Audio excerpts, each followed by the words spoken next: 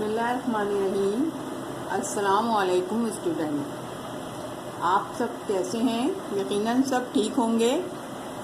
ہمیں اپنی نصابی سرگرمیوں کو کبھی ترک نہیں کرنا چاہیے اور ہمیشہ قائم و دائم رکھنا چاہیے۔ اسی سلسلے میں آپ کی اردو کی کتاب کی پہلی نظم ہم، جس کا عنوان ہے وہی خدا ہے، آج ہم پڑھیں گے۔ اس کے شاعر مظفر وارثی ہیں۔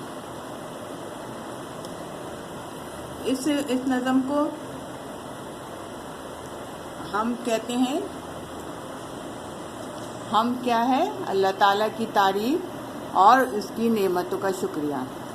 اللہ تعالیٰ کی بے شمار نعمتیں ہیں جس کا شکر ادا کرنا چاہیں تو نہیں کر سکتے، مثلاً دن اور رات کا بدلنا، موسموں کا تبدیل ہونا، سورج، چاند، ستارے، سمندر، پہاڑ، جنگل وغیرہ۔ اچھا، اب ہم یہ نظم پڑھتی ہوں میں، آپ اچھی طریقے سے اس کو دیکھیں تاکہ آپ کو تلفظ سمجھ میں آئے، اور اپنی کتابیں سامنے رکھ لیں اور غور سے ہر لفظ کو کس طریقے سے ادا کیا گیا ہے دیکھیں، اور مشکل الفاظ سبق سے نکال کے اپنی کاپیوں میں تحریر کریں اور لغت سے ان الفاظ کے معنی لکھیں، اور اس نظم کو اپنے گھر میں کئی دفعہ ریپیٹ کریں۔ آپ لوگ اپنی بکس کھول لیں اور صفحہ نمبر 1 نکالیے اور غور سے دیکھیے۔ کوئی تو ہے جو نظام ہستی چلا رہا ہے، وہی خدا ہے، دکھائی بھی جو نہ دے نظر بھی جو آ رہا ہے، وہی خدا ہے۔ وہی ہے مشرق، وہی ہے مغرب، سفر کریں سب اسی کی جانب، ہر آئینے میں جو عکس اپنا دکھا رہا ہے، وہی خدا ہے۔ تلاش اس کو نہ کر بتوں میں، وہ ہے بدلتی ہوئی رتوں میں، جو دن کو رات اور رات کو دن بنا رہا ہے، وہی خدا ہے۔ کسی کو سوچوں نے کب سراہا، وہی ہوا جو خدا نے چاہا، جو اختیار بشر پہ پہرے بٹھا رہا ہے، وہی خدا ہے۔ نظر بھی رکھے سماعتیں بھی، وہ جان لیتا ہے نیتیں بھی، جو خانہ لاشعور میں جگمگا رہا ہے، وہی خدا ہے۔ کسی کو تاج وقار بخشے، کسی کو ذلت کے قاغار بخشے، جو سب کے ماتھوں پہ مہر قدرت لگا رہا ہے، وہی خدا ہے۔ سفید اس کا، سیاہ اس کا، نفس نفس ہے گواہ اس کا، جو شعلہ جاں جلا رہا ہے، بجھا رہا ہے، وہی خدا ہے۔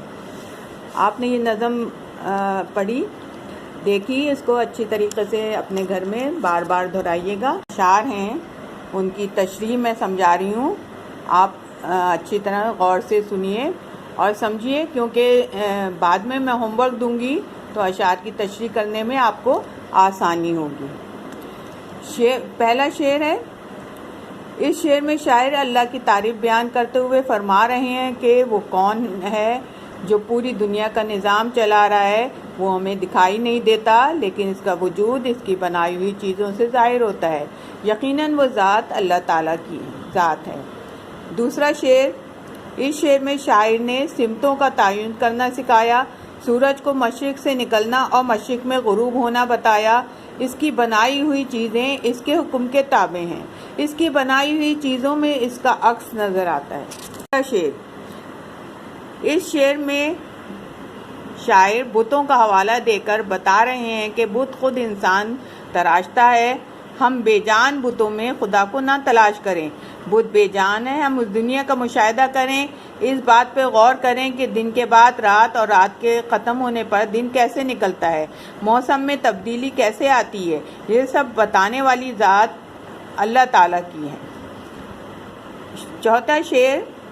اس شعر میں شاعر فرما رہے ہیں کہ ہم جو کچھ سوچتے ہیں ویسا ہی نہیں ہوتا، بلکہ جو خدا چاہتا ہے، ہمارے لیے بہتر سمجھتا ہے، وہ ہوتا ہے۔ اللہ تعالیٰ نے کچھ اختیارات انسان کو عطا کیے ہیں، لیکن وہ انسانوں کی نگرانی بھی کر رہا ہے۔ پانچواں شعر۔